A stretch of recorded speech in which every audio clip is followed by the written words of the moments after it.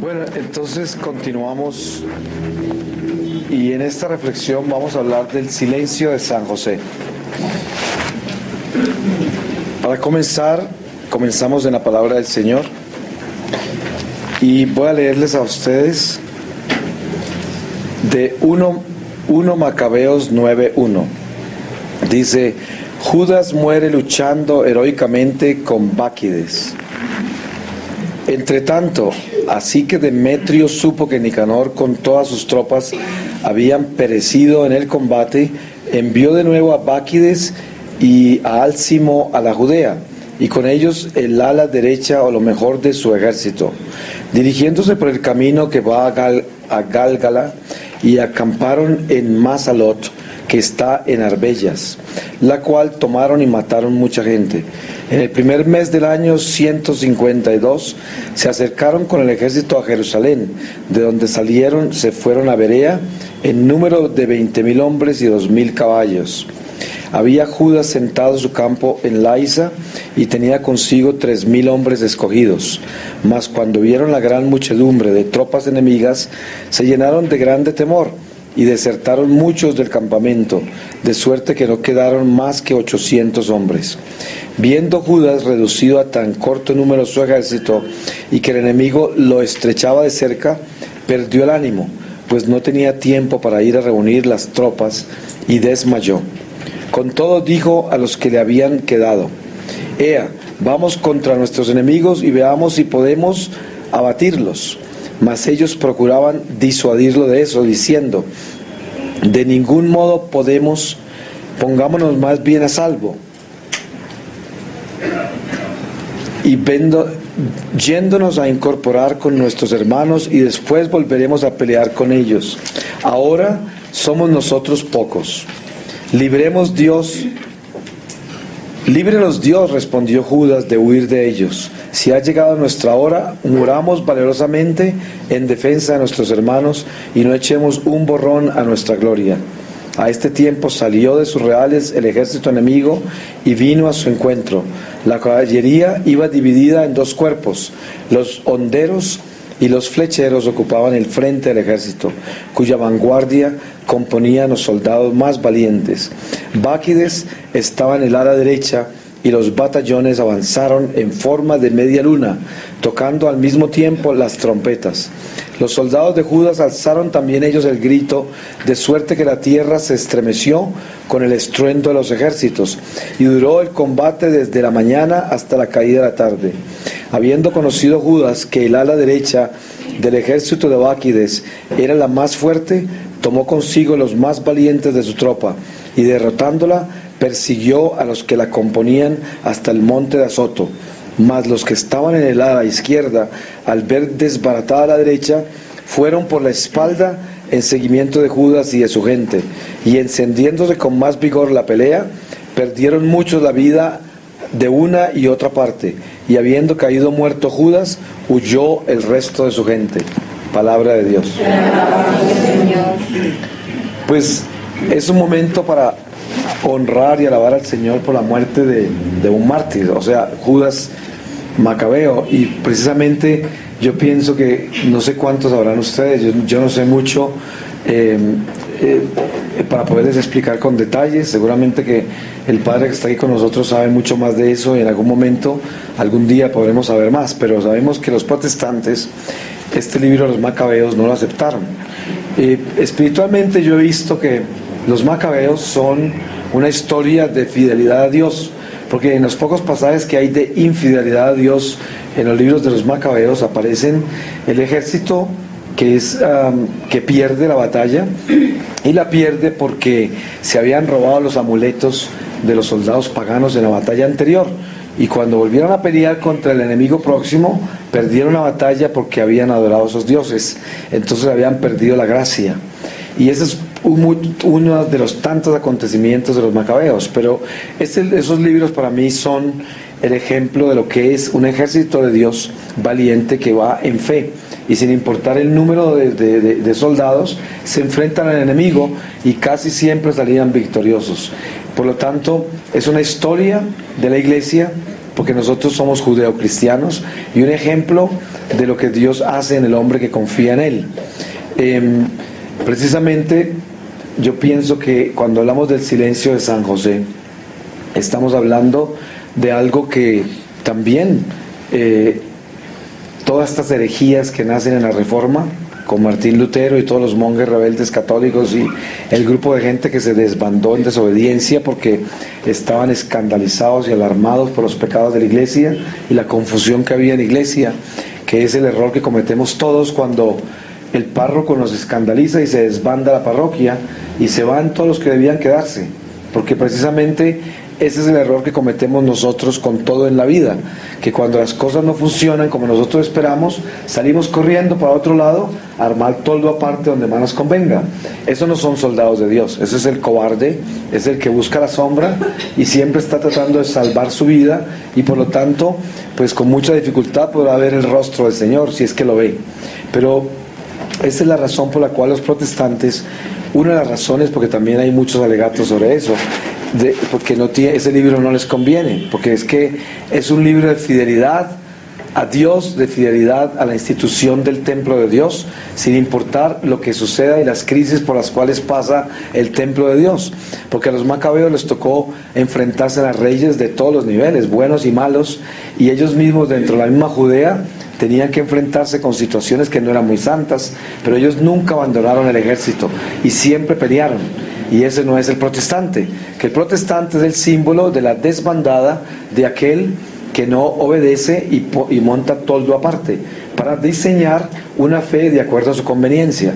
Y por eso los macabeos son amenazantes para este tipo de creencias. Ahora, en el silencio de San José encontramos nosotros tesoros de la iglesia que aún están por despertarse, como María Magdalena. ¿Ustedes creen que es un accidente que todos los herejes de estos tiempos, que son inspirados por el diablo, están tratando de dañar la imagen de María Magdalena, de San José, y elevando y fortaleciendo la imagen de Judas Iscariote? Eso no es ningún accidente.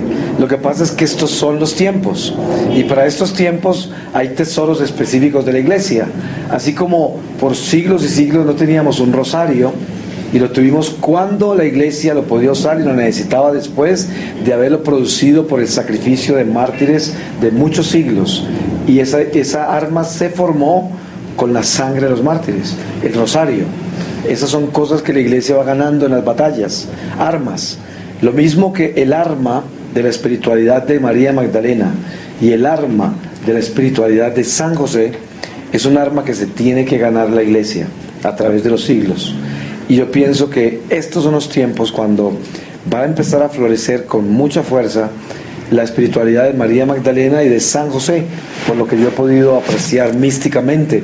Y esto quizás no tiene mucho sentido en un orden eclesial tradicional, donde hay un seguimiento racional de los eventos de la historia de la iglesia. Pero como la mística está en un estado diferente al orden racional, esto que les voy a compartir a ustedes es místico. Entonces, ¿qué es místico? Pues quiere decir que viene ya sea de una revelación personal o de una concepción interior de un alma que en un momento dado, en comunión personal muy íntima con Dios, concibe una visión de la iglesia que comparte con su iglesia, con su pueblo, en una manera personal. Esto es lo que la iglesia dice: esto cada uno tiene la libertad de escogerlo o dejarlo, ¿cierto? Nosotros estamos libres para eso, pero la iglesia nos abre la puerta para que nosotros nos expresemos como hijos de Dios y presentemos la espiritualidad que hay en nuestro corazón. En este caso, esta presentación de esta visión que tengo yo, de tanto de María Magdalena como de San José, está basada en que en estos tiempos en que vivimos nosotros, el Señor, en su infinita misericordia por la iglesia y por el mismo resultado de la sangre de los mártires, el Señor nos va entregando fortalezas que están hechas y fundadas en el mismo hombre, pero por la obra de Dios. En este caso, la iglesia no ha empezado todavía a tocar el misterio de San José. Es un silencio, es como la iglesia no ha tocado los 18 años de silencio de Jesús, por ejemplo. Eso no se ha tocado. Y uno diría, ¿cómo lo va a tocar si en la Escritura no está revelado? Pero es que yo estoy hablando de tocarlo místicamente, no tocarlo amparado únicamente en lo que está literalmente revelado en palabras, sino que Dios no solamente habla a través de las palabras, el Espíritu de Dios habla también en el silencio de las obras. Por ejemplo, María permanece en silencio para la iglesia por muchos siglos, y es muy poca la expresión mariana que hay en la iglesia, y de repente María empieza a florecer como madre en la iglesia, hasta el punto que la iglesia ya comienza a presentar dogmas de la iglesia amparados en María, y presenta situaciones ya eclesiales trascendentales con María, pero tomó siglos para eso. Ahora igual vamos en el ritmo con San José, igual vamos en el ritmo con María Magdalena, y hay personajes de la Biblia que se van floreciendo a través de la historia de la iglesia. ¿Y por qué van floreciendo? Porque es que en cada uno de esos elementos humanos está la divinidad en plena flor. Lo que pasa es que esa flor no es visible a nosotros desde ese jardín de Dios, por siendo una flor que vive ya en el eterno presente de Dios. Porque si alguna cosa sabemos nosotros es de que la Madre de Dios está en el cielo. Eso lo sabe uno, ¿cierto? O sea, no se necesita hacer un esfuerzo muy grande por imaginarse eso. Yo creo que hasta el protestante más aguerrido contra la mariología aceptaría de principio que la Virgen está en el cielo, pienso yo, a no ser de que hayan unos que estén tan confundidos que digan que está en el infierno. Pero es difícil de creer. Hay cosas que son como obvias y elementales hasta para un ateo. Entonces, el sentido de la mística de los personajes del Evangelio tiene que ver mucho con los tiempos en que estamos. En este momento nosotros tenemos un problema muy grave como católicos, y la familia, la humanidad en general, tiene una crisis inmensa, y es la crisis de la familia, porque se están desapareciendo las familias, y por eso hay países donde no hay vocaciones ya, porque las vocaciones salen del amor de la familia, que se enamora de la iglesia, y en la iglesia el amor de Dios respalda el amor de la familia y la convierte en vocación. Eso es, para que hayan sacerdotes y monjas, religiosos, laicos comprometidos, tiene que haber calor de hogar sacramental. Hay casos excepcionales donde hay sacerdotes que son el hijo de una prostituta, sacerdotes o monjas que son los hijos de un hogar completamente disfuncional, que nacieron de uniones libres y todo, porque el Señor se glorifica en todo, no solamente en lo que está organizado en el orden, sino también que el Señor del desorden saca orden, porque para Dios todo es posible. Pero lo que Dios nos pide es que no esperemos que Él se glorifique en el desorden, sino que Él nos pide de que viviendo en el orden, la gloria de Dios se hace inclusive más universal, alcanza mucho más territorio todavía, y es una misión que fuimos llamados a cumplir, la obediencia, la misión de obedecer. Entonces, la crisis de la humanidad hoy es la familia. No hay familias. Usted va a Europa, Norteamérica, y nosotros nos estamos empezando a contaminar también. A veces hay países donde el índice de mortandad es más alto que el índice de nacimientos, y los gobiernos a veces pagan a la gente para que tengan hijos, y la gente se casa por intereses económicos, porque reciben beneficios del Estado para poder tener un hijo o por simplemente tener una familia. Entonces a eso estamos llegando, y de ahí nace todo lo que es la fornicación, las uniones libres, de todo esto nacen de esa desbandada del sentido de la familia. Para que nosotros entendamos qué hace el Señor con los tesoros de la iglesia y cómo van apareciendo, pues vamos descubriendo, por ejemplo, que el silencio de San José se va a hacer voz, se va a convertir en voz. O sea, va a cesar de ser el silencio que nosotros conocemos como silencio. Porque miren ustedes que cuando yo hablaba ayer en una de las conferencias citando a San Francisco de Asís, en la forma que él enviaba a sus discípulos y les decía: id, y si es necesario, usad las palabras. O sea, él los estaba mandando en el silencio de Dios a vivir el testimonio de vida, porque en su presencia monacal, porque eran todos monjes. En esa presencia monacal, en ese silencio monacal, había un testimonio muy poderoso, que eran aquellos que habían dejado todo por Dios. Pero no es solamente el hábito y dejar todo lo que habla de Dios en nosotros. Les tengo que pedir excusa porque tengo afección yo con la garganta. Porque sabemos que la santidad tiene que ver con lo que hablamos en la charla anterior. La santidad tiene que ver con derrotar el espíritu de la muerte. Y la santidad no necesariamente está detrás del sacerdote, del monje o de la monja. La santidad está en la vida de todo el que es de Dios. El que ama a Dios, abraza a Dios y le obedece a Dios, abraza la santidad. Entonces la santidad es la llamada a la salvación. Nosotros encontramos con que la Iglesia nos presenta un misterio increíble como las palabras de Francisco de Asís, que nos enseña de que hay que dejarlo todo, pero lo más importante para dejar es dejarme a mí mismo, morir a mí mismo, para que pueda el Espíritu Santo hablar a través de mí. Porque si yo no me dejo a mí mismo completamente, el Espíritu Santo nunca va a hablar a través de mí, sino que va a hablar la concepción espiritual que yo tengo de Dios en relación a lo que me quiero proyectar al hombre. Eso es muy diferente, es una espiritualidad muy débil. Ustedes se han dado cuenta a veces en un sermón de domingo en la iglesia la diferencia entre un sacerdote ungido por el Espíritu Santo. El sacerdote siempre está ungido por la unción sacerdotal, pero yo me refiero un sacerdote ungido en la palabra por el Espíritu Santo y otro que es un sacerdote sacramental pero no es espiritual. Tiene la unción sacerdotal pero es una persona que no es espiritual. Cuando ese sacerdote que no es espiritual lee la palabra de Dios y luego predica una homilía, esas palabras parece que se cayeran al lado de él en el púlpito, como que no llegan a ningún lado. Hay una comunidad ahí que está completamente muda y sorda, como si nada estuviera sucediendo. Y la gente en un momento dado no ve la hora que eso termine, además termina muy rápido, entre otras, ¿no? Sí, entonces hay países, por ejemplo, yo misionando en el norte de Irlanda, me encontraba con sacerdotes que en los domingos no predican homilía, no hay homilía, y mucho menos en la semana, cuando a veces no hay ni misas, a veces, en muchas de las parroquias, y hay situaciones así que llegan a ese extremo de desnutrición espiritual. Pero eso tiene que ver con la unción del Espíritu, y todo esto está conectado con esta reflexión.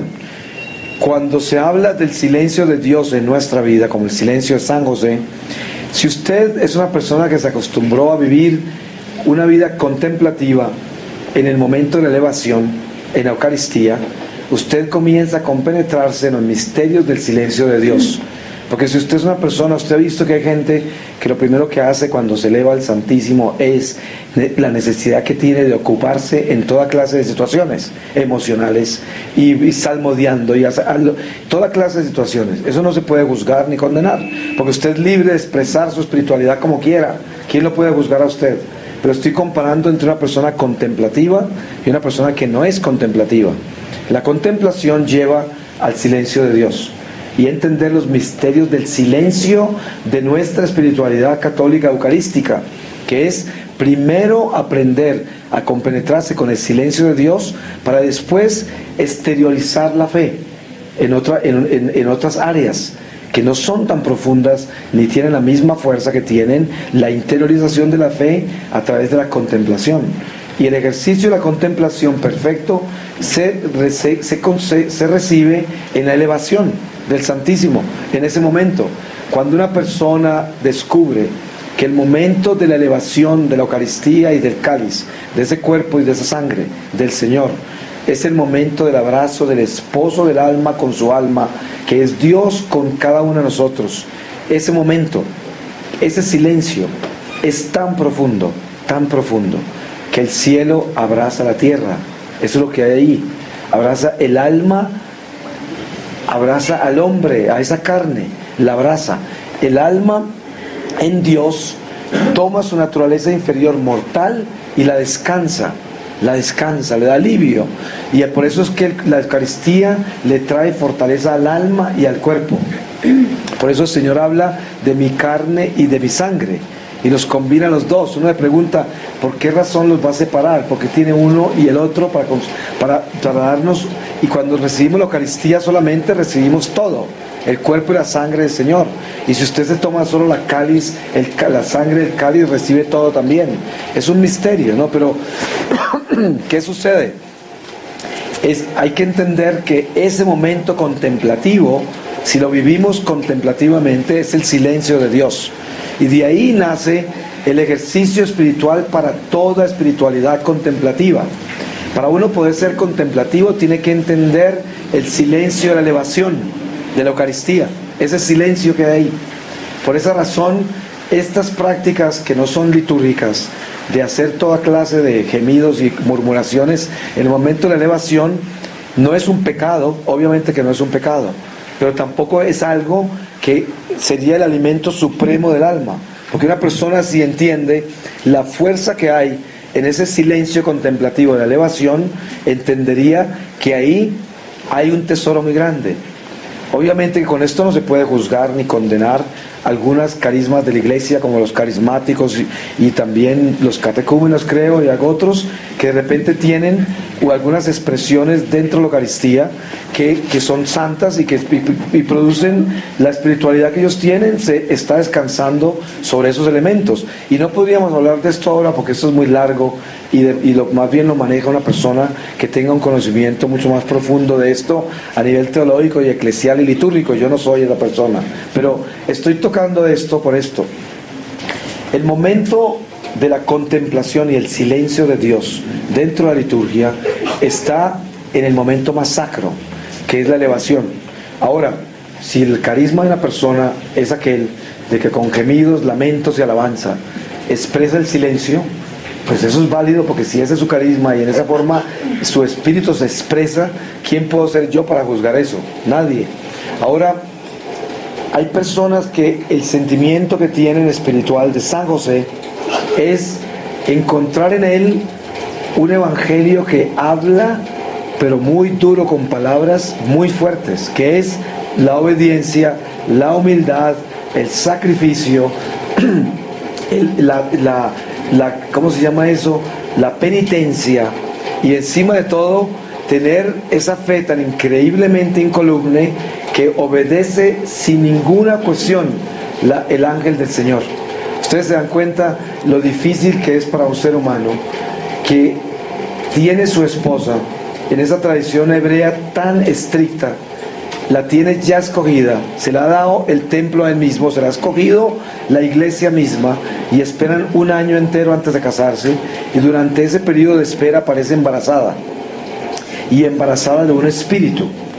Nosotros sabemos que San José y la Virgen María fueron escogidos para esto, nacieron para esto, por lo tanto están preparados para esto. Pero eso no quiere decir desde que eran niños, la Virgen María decía, yo soy la madre de Jesús, desde que tenía 7 años. No, ella descubrió que era la madre de Jesús cuando estaba esperando a Jesús, cuando el ángel vino y le reveló eso. En ese momento es cuando realizó, o sea, ella se despertó a esa divinidad, se despertó, pero estaba preparada y había nacido para eso. De la misma forma, San José se despierta a este misterio cuando el ángel del Señor, San Gabriel, el mismo que le anunció a la Virgen María el nacimiento del Señor, la concepción del Señor por obra del Espíritu Santo en su vientre, y ese mismo ángel le anuncia a San José. Pero ustedes se dan cuenta que la iglesia habla del sí de María, el fiat, y sobre el fiat se han edificado inmensos edificios de fe, sobre el fiat de María, pero inmensos edificios de fe. Ahora, imagínense ustedes lo que es el fiat de San José. Si nosotros hablamos del fiat de María, aún no hemos empezado siquiera a descubrir el fiat de San José. ¿Ustedes creen que es así nomás que un ser humano como nosotros, obviamente que en un estado de santidad privilegiado porque el Señor lo escogió para eso, se despierte a una realidad tan difícil como encontrar a su prometida embarazada en una cultura y religión donde apedrean a la mujer adúltera, la matan? Lo que pudo haber pasado por toda la humanidad de San José antes de que el ángel le hablara, uno no podría siquiera imaginárselo. porque yo creo que lo último que debió pasar por él sería la duda, porque yo no creo que San José nunca desconfió de la Virgen María, porque él nació preparado para eso.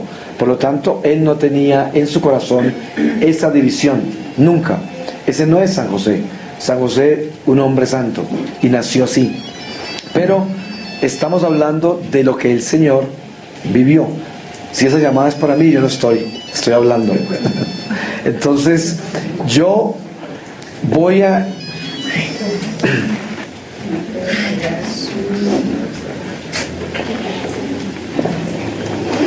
Entonces, San José es un hombre como usted y yo.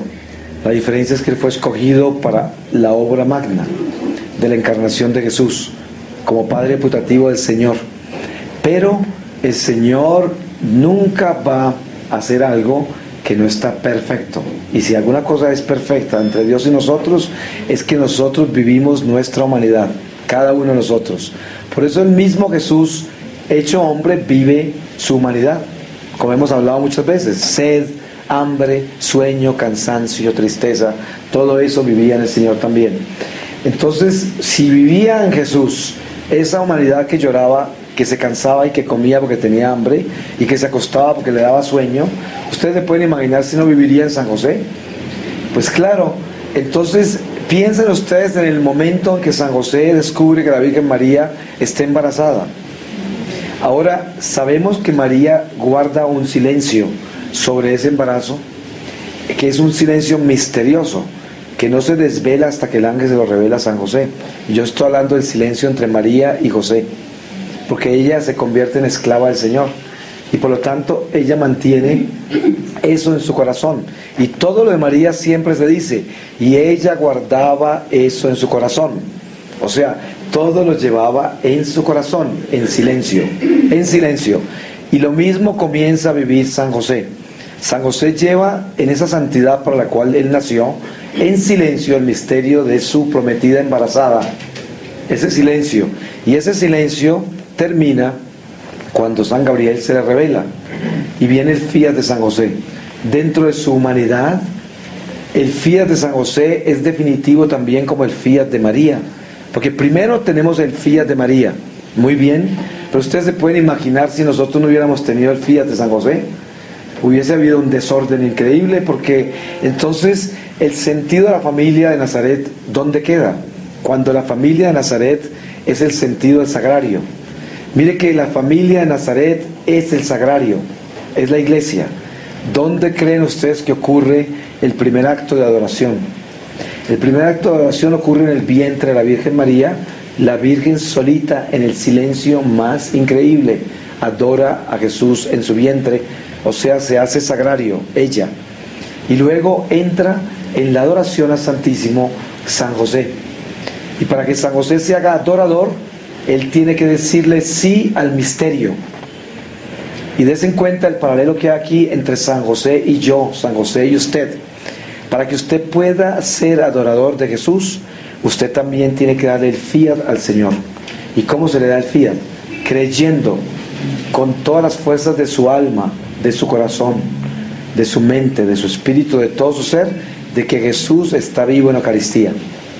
Ese es el fiat que uno le da a Dios, y en ese momento se convierte en adorador, porque entonces usted se puede arrodillar al pie del sagrario y visitar al Señor sabiendo que Dios está presente y vivo con usted. Ese es un adorador. Para que un adorador se pueda consumar como adorador, tiene que darle el fiat al Señor. Y ese fiat viene primero en María, luego en José. Y en esos dos fiat de María y José nace la adoración perpetua del hogar que no muere, que es el hogar donde no hubo pecado, el hogar de Nazaret. ¿Y por qué no muere? Porque esa es la familia perfecta, la familia absolutamente perfecta. ¿Cómo será de perfecta? Que la madre es sin mancha, el padre casto que nació santo y muere virgen también, el hijo que es Dios mismo, y en un hogar donde no hubo pecado. ¿Será perfecta o no esa familia? Es la familia perfecta. Y entonces, ¿en qué se convierte la familia de Nazaret? en el sagrario de la familia de la humanidad. ¿Y qué es el sagrario de la familia humana? La iglesia. Esa es la iglesia. Y des en cuenta el ritmo que lleva la iglesia para edificarse. Primero, la Inmaculada Concepción. Luego entran los fiats. Y los fiats tienen que ser usted y yo. Porque para que nosotros hagamos iglesia en este momento, usted y yo tenemos que tener el mismo amor ante el Señor. O sea, todos ustedes juntos en este momento son una sola cosa. Y yo una sola cosa con ustedes. Si en algún momento alguna persona acá no le da el fiat a este momento, queda separada de este momento. Eso no quiere decir que acaba con este momento, porque no puede, pero sí queda separada del momento.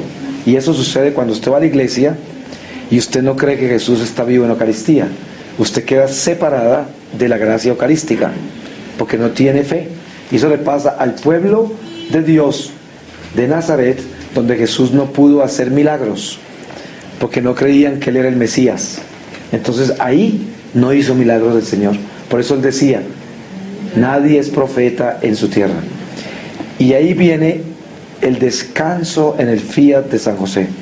Para que nosotros, mire que hay gente muy mariana, que encuentra la belleza del fiat de María, y se llenan los labios y el corazón de María, y viven en María una vida muy bonita en la iglesia, pero no tienen el fiat de la familia, concebido en el hogar de Nazaret con la presencia de San José.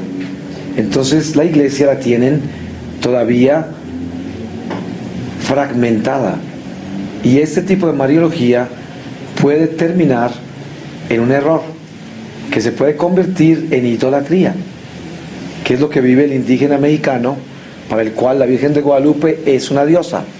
Y usted va a las casas de muchos indígenas mexicanos, como me ha tocado a mí, a veces en las misiones, me he quedado en casas de indígenas mexicanos en el estado de Hidalgo, y en la casa tienen un altar gigantesco con la Virgen de Guadalupe, y no hay un solo crucifijo en la casa, y la Virgen es Dios para ellos.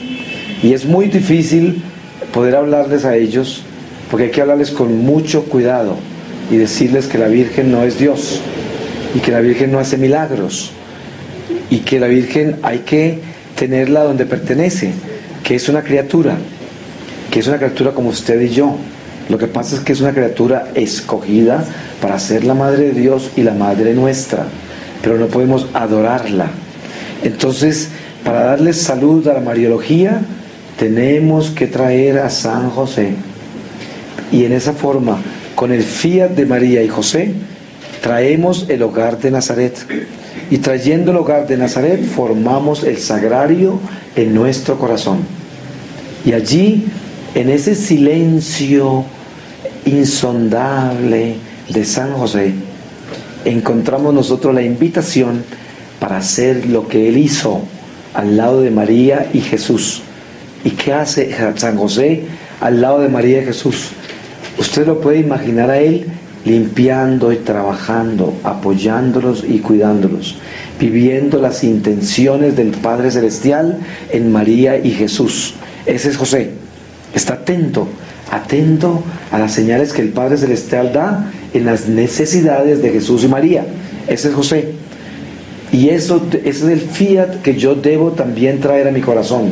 Ser José, el que es servidor, silencioso, sin ningún escándalo, servidor, que está pendiente del sagrario, atendiendo las intenciones del Sagrado Corazón y viviendo las intenciones del Inmaculado Corazón de María. En esos dos, y en esos dos corazones, José en silencio los sirve y los cuida. Y ese es el llamado nuestro, a compenetrarnos en el silencio de San José para aprender a ser adoradores del Santísimo e hijos de María. Eso es. Entonces, como nosotros tenemos un esposo que es el Espíritu Santo, porque nosotros somos alma, entonces debemos en este momento hacer un ejercicio espiritual en San José. ¿Qué es esto? El fiat de María y el fiat de José, en la presencia de su Hijo Jesús, en que se forma el sagrario. Para nosotros poder identificarnos con ese sagrario, tenemos que unir los dos fiat en uno, en Jesús, para poder desaparecer como hombre y mujer. Porque para poder ser adorador, usted tiene que dejar de ser hombre y mujer y se debe convertir en alma. Alma. El alma adora al Señor. Y mi alma adora al Señor. Y mi alma es esclava del Señor. Y mi alma está al servicio del Señor. Y usted lea la palabra de Dios y se habla y mi alma. No se dice mis riñones ni mi hígado. No es mi hígado ni mis riñones. Esos también se incluyen ahí. Pero es mi alma. Mi alma. Y cuando se habla del corazón, espiritualmente no es un corazón que está metido en mi organismo que le dan infartos. Es el corazón que es el centro del amor. Es el centro del amor, que es donde descansa nuestra naturaleza inferior, uniéndose con la naturaleza del espíritu, la naturaleza superior. De ese corazón hablamos. Es el espíritu que descansa en esas dos naturalezas. Y de esas hace una sola en el amor de Dios, que es la adoración. La adoración al Santísimo solamente es posible si nosotros construimos dentro de nosotros el fiat de María y el fiat de San José. Porque entonces vivimos el hogar de Nazaret. Y miren que muchas personas no han tenido un hogar en la tierra como lo debían tener bajo los sacramentos. Hay muchas personas que nacieron en un hogar disfuncional, muchísimas, que nacieron con padres que se separaron muy temprano. Algunos ni siquiera han conocido el papá, muchos no han conocido ni la mamá. Hay personas que nacieron en situaciones que no tienen nada que ver con hogar, pero es que eso no importa, porque es que no estamos hablando aquí de eso. Estamos hablando del hogar en el espíritu, el verdadero hogar. Porque a pesar de que el hogar de Nazaret está formado en la persona de María, de José y en la encarnación del Verbo, sin embargo, ese hogar se eleva al cielo y se convierte en casa del Padre para sus hijos, se convierte en ciudad de luz. Ese hogar de Nazaret se convierte en ciudad de luz, porque esa es la promesa de la ciudad de Jerusalén, la Santa Jerusalén de arriba, que es la que libera la Jerusalén de abajo, la Jerusalén de las guerras, la Jerusalén del destierro, la Jerusalén del fariseo, la Jerusalén del saduceo, la Jerusalén del escriba. Esa Jerusalén que es redimida con la Jerusalén de luz, del cielo. Esa Jerusalén del cielo nace con el fiat de María y Jesús en la encarnación del Verbo, ahí, en este hogar de Nazaret, porque es la nueva creación en Cristo. Eso es cuando nosotros entramos a un paraíso que hemos perdido, pero lo rescatamos en Cristo nuestro Señor. Y de ahí, de ese hogar de Nazaret, se levanta y crecen las alas de todos estos pájaros a quienes se las habían cortado, que somos nosotros. Pajaritos sin alas, las teníamos cortadas. Por eso, todos estos pajaritos de Dios, antes de formarse el hogar de Nazaret, estaban en el seno de Abraham. Todos los que habían muerto en santidad no podían elevarse al cielo porque no tenían alas. Las alas crecieron en el hogar de Nazaret. Y por eso desde la tierra, del nido de la iglesia, que es el hogar de Nazaret, empiezan a volar todos los pajaritos al cielo que estaban detenidos en el seno de Abraham, que se consideraba un limbo, y suben detrás de Jesús cuando Él asciende al cielo. Y se abren las puertas del cielo. Entonces, en nuestra vida terrenal de este momento, nosotros debemos integrar en nuestra vida el fiat de San José. Y el fiat de San José es el silencio y la contemplación del misterio de la encarnación de Jesús, al cual yo me hago esclavo y servidor. Porque en esa imitación a José, del silencio de José, ¿qué hago yo? Me doy cuenta quién es Él. ¿Y quién es Él? Un hombre como usted y yo, escogido para una labor superior, la podríamos llamar, porque no sé, es innegable de que es una labor única, que es ser padre eputativo de Dios mismo. O sea, una labor única. ¿Quién va a hacer eso otra vez? Él solo lo hizo. María. ¿Dónde se va a encarnar el Jesús otra vez en el vientre de otra mujer humana? No, es una labor única, única. Entonces, sucede que al encontrar esa realidad, y formamos ese sagrario santo y vivo en las personas de Jesús, en la persona de María y José, que son adoradores perfectos del Santísimo, los primeros adoradores. Entonces descubrimos de que el verdadero silencio de José es el servicio. El servicio. Miren ustedes, ¿cuál es la persona en la cual usted confía en su vida en los momentos más difíciles? Siempre ha sido esa persona silenciosa que solo le ha servido a usted en su vida incondicionalmente. Ese carpintero santo de su vida. Todos nosotros, en un momento dado de la vida, nos encontramos con un carpintero santo, que es aquel que siempre le hace los muebles a nuestras necesidades, y se las hace sin cobrarnos, y se las hace por servirle a Dios, por el amor que tiene a Dios, y así nos ama a nosotros. Y siempre nos hace el cajón con la medida perfecta para la necesidad perfecta que tenemos, y no nos cobra, porque es humilde, es muy humilde. Y si usted le da una ofrenda, la recibe con mucho cariño y humildad, porque no le cobró nada, pero su corazón se mueve a darle también, porque solamente da. Ese es el silencio del amor, el silencio del esclavo, el silencio del servicio del esclavo de Dios. Y en ese silencio San José se purifica la relación de aquel que, siendo putativo, padre putativo, se comporta como un padre legítimo.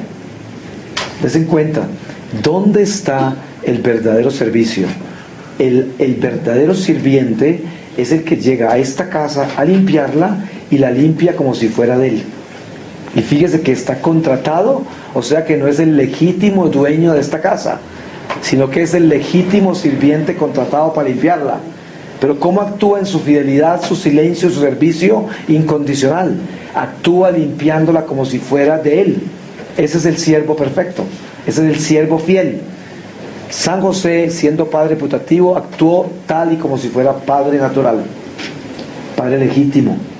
Entonces, el llamado del silencio de San José es el llamado a la esclavitud santa. Eso es, al servicio. Un servicio inmaculado, vertical, meticuloso, no escrupuloso. Porque sabemos que tenemos que trazar una línea perfecta entre la escrupulosidad y la meticulosidad. Porque el Señor nos llama a ser meticulosos, pero no escrupulosos. Debemos tener todo, absolutamente bajo nuestra mirada. La mirada del alma, que es la que lleva las riendas de toda esta vida terrenal y de la vida espiritual. Y esa meticulosidad se debe llevar en la imitación de Jesús. ¿Y cómo imitamos nosotros a Jesús? Imitándolo siendo hijo de María y hijo putativo de José. Ustedes saben, y nadie le tiene que explicar a ustedes, qué hizo Jesús por 18 años en silencio después de los 12 años de la pérdida de hallazgo en el templo. Ustedes saben, no se lo necesita explicar a nadie. En ese silencio de 18 años del Señor, y en ese silencio que hay de Jesús, y en ese silencio de María, dentro de ese silencio se desprendió San José al cielo. Porque la prueba está que San José no aparece cuando Jesús aparece en el bautismo a San Juan Bautista, y en la vida pública, ahí no va José, va solo la mamá. San José ya ha muerto. Entonces, imagínense la profundidad de ese silencio. Ese esclavo de Dios, que lo toma para servicio de adorar al Santísimo, adora al Santísimo hasta que se desprende la adoración hacia el cielo, para que el Santísimo camine como hombre por la tierra en su vida pública. Y lo mismo hace Juan Bautista. Ustedes encuentran el paralelo entre San José y San Juan Bautista.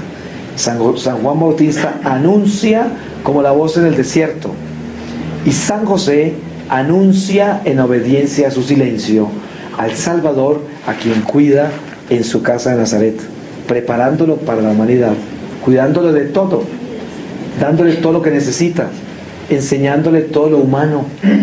Y no porque Dios no lo supiera, sino porque la perfección de la encarnación del Señor está en despertarse a su divinidad. Despertarse. Él mismo se despierta a su divinidad. Entonces, si nosotros comprendemos bien profundamente lo que es la contemplación de nuestra vida católica, entonces yo diría, ¿usted quiere aprender a ser contemplativo? Que sería una inmensa recomendación. porque la Iglesia Católica es contemplativa. Miren usted, la protestantización de nuestra Iglesia es el haber traído un escándalo a la liturgia en las áreas de la liturgia donde no pertenece el escándalo, porque la liturgia nuestra es divina, y la divinidad de la liturgia está centrada primero en la contemplación del misterio de la pasión, muerte y resurrección del Señor. Esa es la liturgia, y en esa divina liturgia es donde nosotros habitamos como católicos. Por eso yo pienso que si una persona medita bien en lo que es la divina liturgia, inmediatamente por la unción del Espíritu Santo se va a dar cuenta que el camino a seguir es meterse dentro de la burbuja de la liturgia, porque esa burbuja se llama como la coraza, el escudo, la espada, la defensa que tenemos nosotros para vestirnos, para cruzar este destierro, protegidos del mal. Y si nos metemos en esa burbuja, dentro de esa burbuja nos despertamos en el cielo en el momento de la muerte, porque ese es el cielo en la tierra. La divina liturgia es el cielo en la tierra. Tense en cuenta la diferencia entre una persona que vive la liturgia en Cristo y una persona que vive a Cristo sin la liturgia. ¿Qué es la diferencia entre protestante y católico?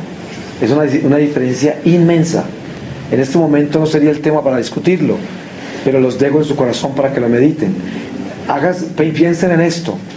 La iglesia nuestra no es un garaje de alabanza solamente, no es una bodega de proclamar el poder de la palabra de Dios solamente, no es un lugar que nos reunimos para los milagros, para sanar hígados y riñones y enderezar piernas, no es un lugar solamente nos reunimos para que se nos arregle la economía, si damos diezmo y si hacemos estas cosas y las otras. Eso es parte del hall de la iglesia.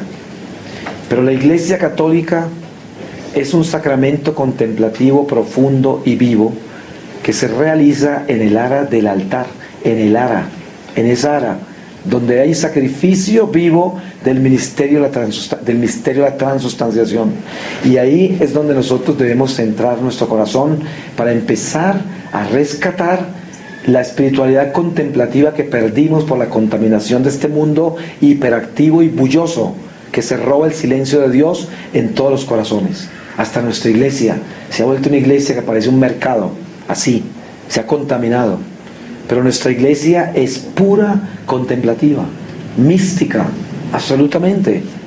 Pero mire todo lo que hemos hecho cosas terribles, porque nos hemos descuidado, y el hombre pierde la paz, y no encuentra a veces la paz en la iglesia. ¿Ustedes creen por qué es tan difícil que el católico se convierta en adorador al Santísimo? Yo conozco católicos buenísimos, gente piadosísima, y no sabe ir a visitar al Santísimo, no puede. Y cuando se van a hacer una visita al Santísimo, tienen que llevarse en 20 novenas, tienen que llevarse a hacer 20 rosarios, hablar 20.000 cosas, hacer 50.000 cosas, porque no saben adorar al Señor como San José, no saben contemplar, no tienen nada de contemplación. Por esa razón, la invitación para rescatar el espíritu de contemplación que le daría a usted sanación interior, lo liberaría de toda esta hiperactividad del mundo, sería abrazarse a San José. Abrácense a San José para que ustedes vayan a visitar al Santísimo. Visite al Santísimo con San José. Y si es mariano, no se asuste, porque hay gente que se volvió tan mariana que no conoce a José, y cuando uno les habla de San José y no les habla de la Virgen, se ofenden. Después, en una esquina, después de la conferencia, le dicen a uno: mientras tú hablabas, la Virgencita me dijo que debes compenetrarte un poco en el amor de María. No, eso pasa con una mariología deformada, ¿cierto? Y ustedes seguramente han visto mariólogos así, que es gente que mejor dicho, se le aparece la Virgen hasta en el jabón del baño, ¿no? Pero yo digo, tenemos que tener una salud espiritual equilibrada. Mire, nosotros tenemos que tener coherencia, no podemos volvernos fanáticos. Tenemos que tener un equilibrio espiritual donde haya salud. ¿Y ustedes creen que la oración al Santísimo no se va a concebir en los primeros adoradores? ¿A quién imita usted? Usted tiene que imitar a quien sabe adorar. ¿Y quién adora al Santísimo más perfectamente desde el principio? Aquellos que lo recibieron en su propio vientre como María y José que lo recibe en el vientre de su espíritu, porque él le toca aceptar el misterio de la mujer a quien Dios le dio como esposa y aparece embarazada por Dios mismo. ¿Ustedes imaginan eso? O sea, esto no es así nomás. Esto es algo que estamos hablando de un hombre que se fue despertando la divinidad del misterio para el cual nació. Pero él le tocó sufrir ese momento. Le tocó sufrirlo. Como a Jesús le tocó sufrir el dolor de estar crucificado, clavado y listo a morirse, y sufrió eso como ser humano en su divinidad, con el conocimiento profundo de que Él era Dios, pero sintiendo el dolor en el cual Él se metió, al cual Él se metió como criatura, porque se hizo criatura. Y María, sabiendo que Jesús iba a resucitar, porque era la única que tenía la unción del Espíritu para saberlo, María, a los pies de la cruz, pero ella se martirizó a los pies de su hijo, viéndolo destruido como estaba, pero sabía que así tenía que ser. Ella sabía, pero eso quiere decir que no le dolió. Claro que le dolió, era un dolor inmenso, y por eso a San José le dolió ver a su prometida embarazada, y después el ángel se le apareció y le reveló eso, y le dolió descubrir lo que él era, le dolió, todo eso le dolió. Pero ¿qué? Ese dolor, ¿en qué se convierte? En salud espiritual, salud, porque entonces se convierten en adoradores perfectos. Y por eso en ese hogar de Nazaret está la salud de los adoradores. Si usted quiere adorar al Santísimo y usted no ha podido todavía, porque no entiende nada, el primer problema que usted tiene es que usted no cree que Jesús está ahí. Yo contaba en una oportunidad aquí, en otro retiro, sobre una experiencia que tuve yo en otro país, fuera de aquí, con unos musulmanes que estaban haciendo el curso para volverse católicos. Y uno de ellos estaba parado conmigo en un lugar donde yo estaba predicando retiros, y en ese momento estaban haciendo cola a la gente para recibir la Eucaristía, una cola muy larga. Y él me decía a mí, lo único que me entristece a mí es que mire, yo, la preparación más grande que tengo yo para ser católico es poder ir a comulgar, porque yo sé que ahí está el Señor. Pero la tristeza que me da es ver toda esta gente en esa fila que no está actuando como si fuera a recibir a Dios, porque si supieran que van a recibir a Dios, estarían en éxtasis. Pero miren cómo tratan esa Eucaristía, y miren la preparación que tienen para llegar allá. Y mirábamos esa cola de la gente que iba a comulgar, y había gente mirando para un lado, para arriba, uno mirando las caderas al otro, el otro para un lado, el otro, toda clase de cosas. Una persona empujando al otro porque le quitó el turno. Esto, cosas increíbles en la cola de la Eucaristía. En resumidas cuentas, ¿qué era? Uno no puede juzgar y leer los corazones, pero por las apariencias era una comunidad escandalosa para el débil y para el que no tiene fe y para el que no conoce a Dios, para el que nunca ha comulgado. Un escándalo, porque esa gente no parecía que fuera a recibir a Dios. Todo parecía menos eso, todo parecía menos eso. Entonces, para ser adoradores al Santísimo, lo primero que tenemos que hacer es requisarnos de este corazón y pensar si yo sé que Dios está vivo ahí. Porque ¿sabe por qué un católico no adora al Santísimo? Porque no sabe que ese es el Santísimo. Por eso simplemente.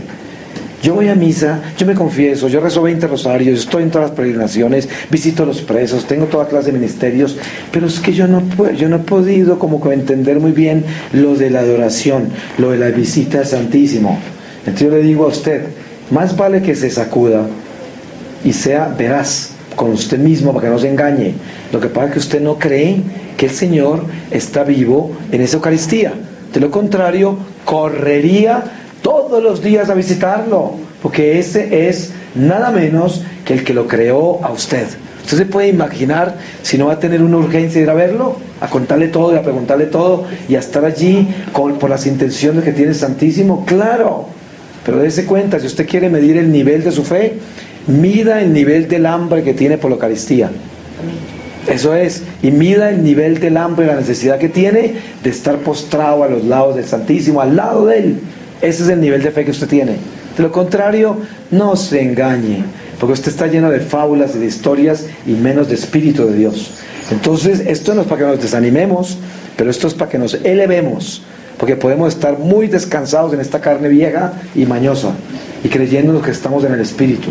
Pero no, al Espíritu no se llega por religiosidad, salmódica, por religiosidad de piedades y devociones de diferentes niveles. Se llega es por la concepción interna real de que Jesús está vivo en la Eucaristía, de que es una realidad. Esa es la salvación del hombre, porque ese es el único pan de vida, no hay otro.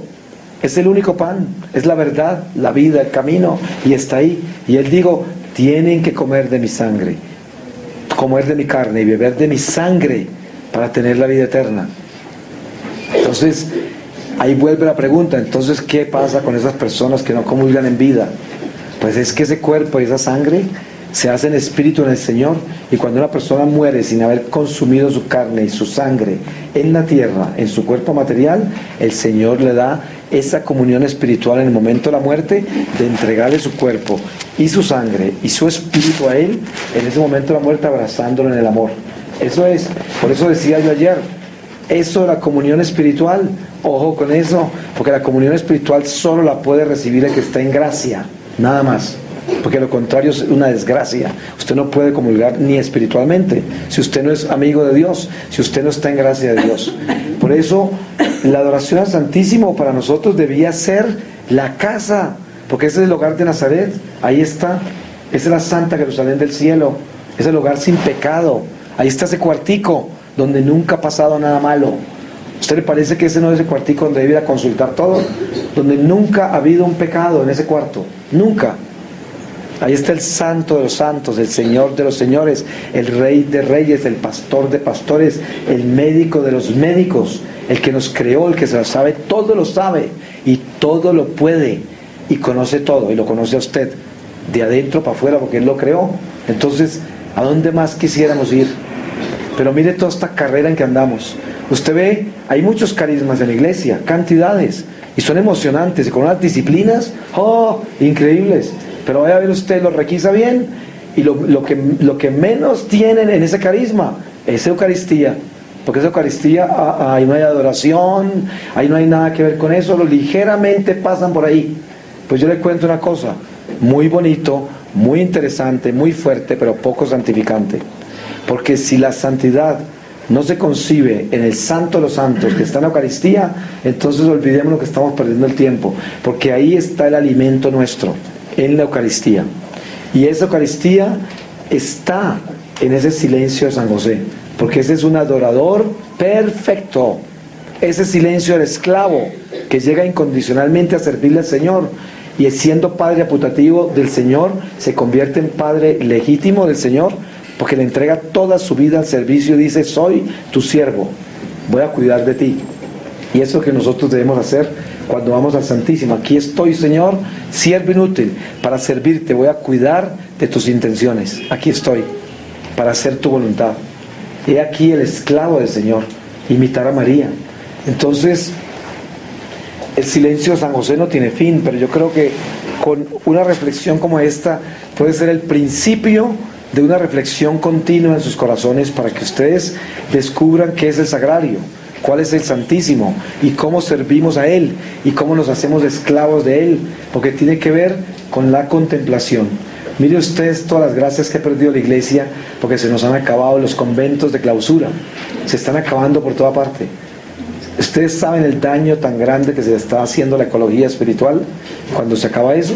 Ustedes saben que cuando nosotros acabamos con los murciélagos en un área forestal, se desordena todo el equilibrio ecológico del área, porque esos murciélagos que viven encerrados, metidos en esa cueva y solo salen de noche por ahí a dar vueltas, esos son los que limpian de toda clase de plagas del área. Pues mire que las monjas en un convento tienen una vida paralela a eso, es una ecología espiritual. Ellas están encerradas allá y la gente del mundo no entiende eso, ¿cierto?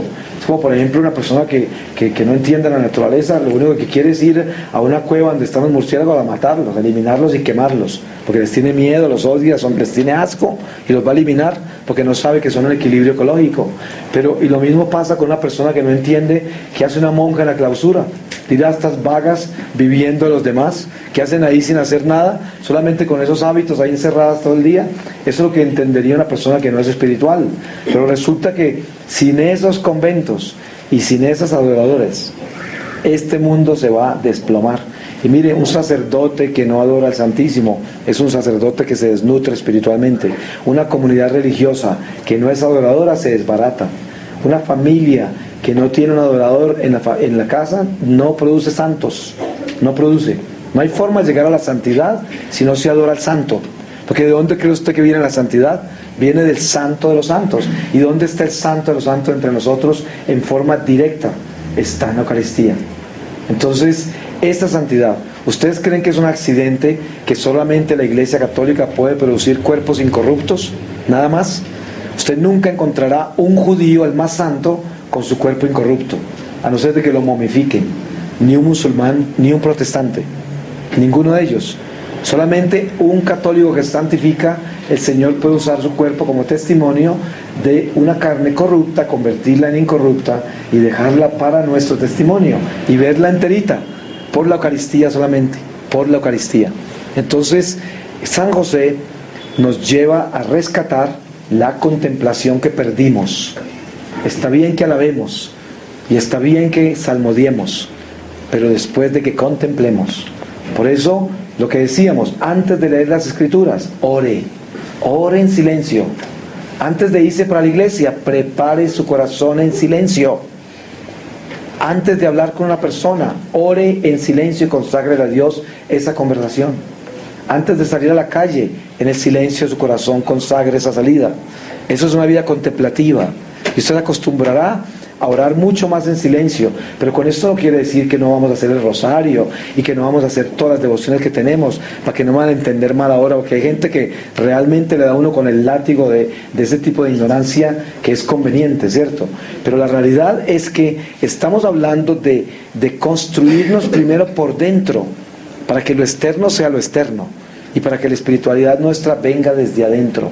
Es como cuando una persona le dice a otro, te amo y yo te voy a apoyar en todo lo que tú necesitas, en lo que yo te puedo ayudar, yo siempre estaré listo para ayudarte. Hay condiciones de expresiones, ¿cierto? Unas vienen desde el fondo del alma, porque están contempladas desde adentro como un hecho, y otras vienen de dientes para afuera, y se siente cuando las dos cosas ocurren. Uno sabe la diferencia entre lo que sale de las entrañas del alma y lo que sale de las entrañas de los dientes.